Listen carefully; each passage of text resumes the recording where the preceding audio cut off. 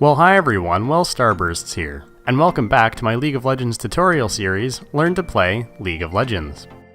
Over the next few weeks, we're going to explore different types of team compositions, their strategies, their counter strategies, and when to execute them. This week, we're going to learn how to work with and against a very common element of solo queue, split pushers and split pushing compositions.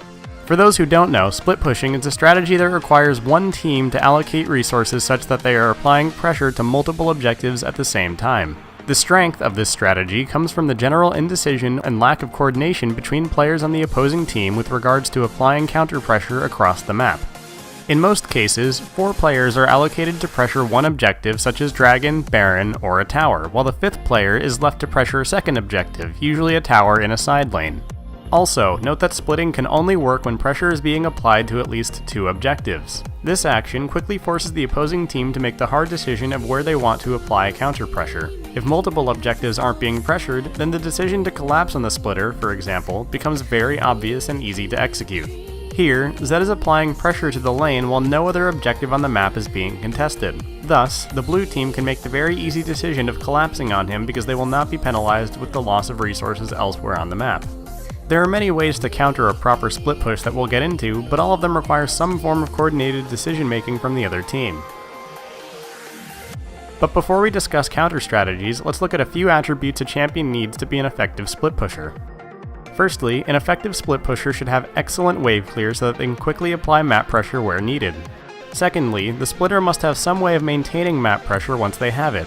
This means that they must meet at least one of the following criteria. A good duelist can simply kill the individual that tries to defend against them, meaning that additional resources must be allocated for defense rather than contesting another objective under pressure. To a similar end, the champion can also be a good escapist or survivalist. Instead of killing the defensive forces, the champion can simply endure and retreat when threatened by a larger group of enemies. Here are just a few champions that meet at least one of these criteria. In the top lane, we have champions such as Hecarim, Aurelia, Shyvana, Trundle, Jax, Tryndamere, and Nasus. In the mid lane, we have champions such as Zed, Yasuo, Vladimir, Twisted Fate, Diana, and Kassadin. In the bottom lane, the only champion that meets these conditions is Vayne. As for you support mains, sorry, you won't be splitting too often. But you will come in handy when constructing the rest of the split push composition. But to fully understand why the rest of the champions in the composition are the way they are, let's first talk about counter strategies. There are 2 main options that the team can choose when dealing with the split pusher. Firstly, the splitter's lane opponent can match the splitter and defend the objective that the splitter is trying to take. The defender should have good wave clear and/or decent survivability. The last thing you want is for the defender to die to the splitter. It's a huge loss of resources.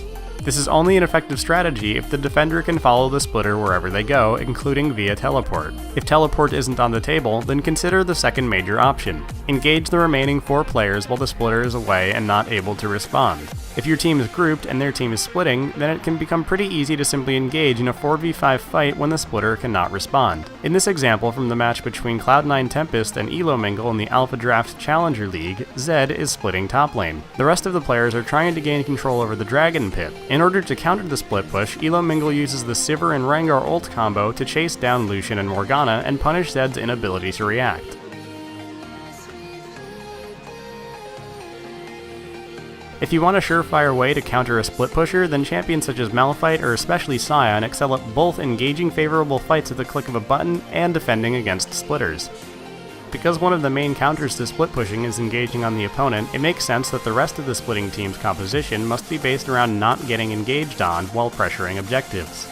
This is where the support role can truly shine in a split pushing composition.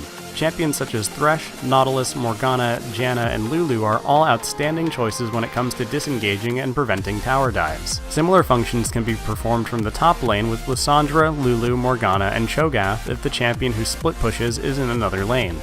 All of these champions have good wave clear, giving them an excellent ability to maintain pressure on objectives. In the jungle, Nunu and Gragas have very good disengage power in their ultimates.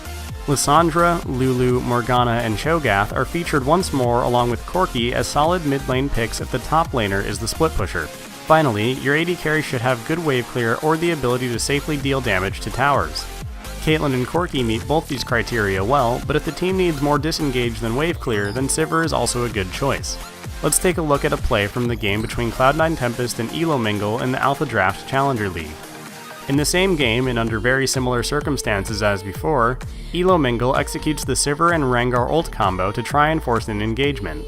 Luckily, with a few flashes burned, the fight is successfully disengaged and the split pusher can continue to split. Cloud9 Tempest is then able to follow up and stop Sion's teleport, which enables Zed to continue pushing the bottom lane. It's this play that nearly guarantees Cloud9 Tempest's victory in this match. The split pushing strategy is most viable when whoever is matching the splitter cannot teleport while the splitter can. It forces the opposing team to make some very costly decisions with regards to what objectives they want to contest and what objectives they will give up.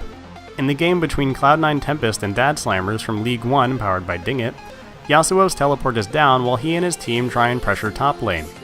Maokai is able to split in the bottom lane because his teleport is up.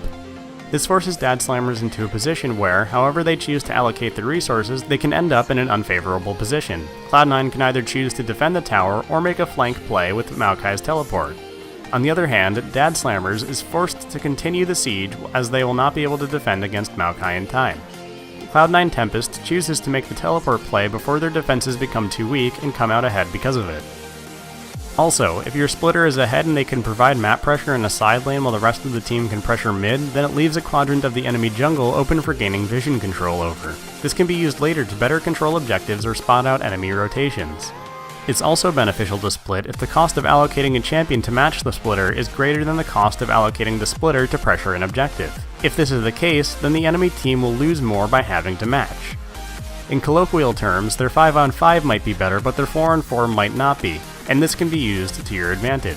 If there are any questions about splitting, then please leave them in the comments below. I'll try my best to answer. Thanks for watching, and I hope you enjoyed. If you'd like to watch the previous episode of Learn to Play League of Legends, then click here. Also, if all goes according to plan, I should be streaming on twitch.tv/WellStarbursts within an hour of when this video is posted. A link to my Twitch channel is in the description.